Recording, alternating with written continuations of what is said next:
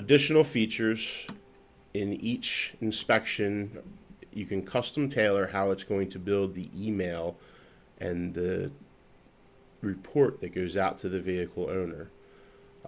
Start with email template. We can select if fields display in an email even if they are good. So in the case of the road test, if we want stuff that is selected in that supergroup, we can toggle that on, and then everything in that supergroup will always display in the email, even if it's good.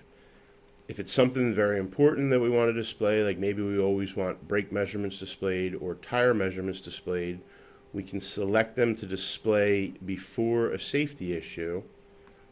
Additionally, we can arrange the order in which things display by clicking and dragging and moving moving the order around that it displays on here. This does not change the order of operation on the inspection workflow. This only changes how it displays in the email.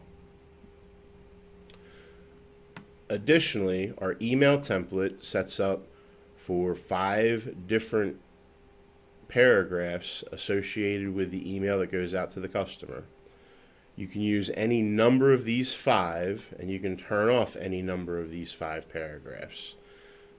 For some shops, they may want to have more detail in the email, so they may space it out with all 5 paragraphs. Other shops may choose to do something a lot shorter, in which case they can turn off entire paragraphs and not use them. The advantage here is you can send a detailed and relatively personalized email to your clients through a canned system that allows a service writer to spend minimal time adjusting the email before it goes out to the customer. We have incorporated several placeholders like the customer name, the make, the model, the date of the inspection, the report link that can be added into the paragraphs just by using the squiggly paragraph lines, and the specific placeholders that we have here. If you find that you need an additional placeholder, please contact our FlexChecks through the help desk, and we'll be happy to add additional placeholders in to suit your needs. In my shop, we use the first paragraph to say hi to the customer, acknowledge what vehicle we are working on for them, and then let them know that we have completed our evaluation, testing, and basic services that they had requested. We use paragraph 2 to address specific concerns that the customer dropped the vehicle off for. So if the vehicle was in for an oil change, or if the vehicle was in for specific testing, we will use this to add in that data that we found. For example, if there was a check engine light, we'll put in the codes that we found, we'll put in the testing processes that we did, what our findings were, what the costs are for repair. And then we use paragraph 3 to tee up the client, the vehicle owner, for looking at the inspection results. In my shop, we do the inspection as a courtesy. Other shops will do the inspection and charge for it, and that's completely fine. We want to make sure that the customer is prepped up. They've already got the information that they requested, which was the stuff they dropped their car off for. Now this is the additional stuff that we checked out their car and found, hey, you've got this going on.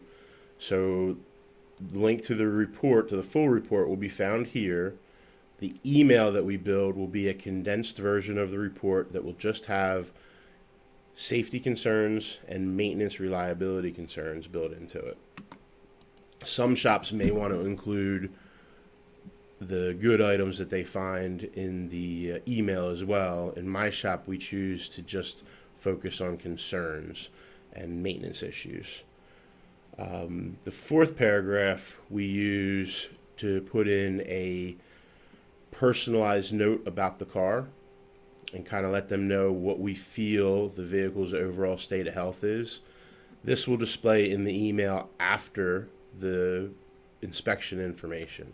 So after we let them know what's going on with the tires and the brakes and the exhaust and etc., we'll let them know, hey, this is what's going on with your car. You know, the chassis is starting to rust away, so maybe you need to consider looking at something different. Or, you know, the car is in immaculate condition underneath. Investing in it probably is not a bad idea if they still like the car and financially can afford to. We use paragraph 5 just for general closing at my shop.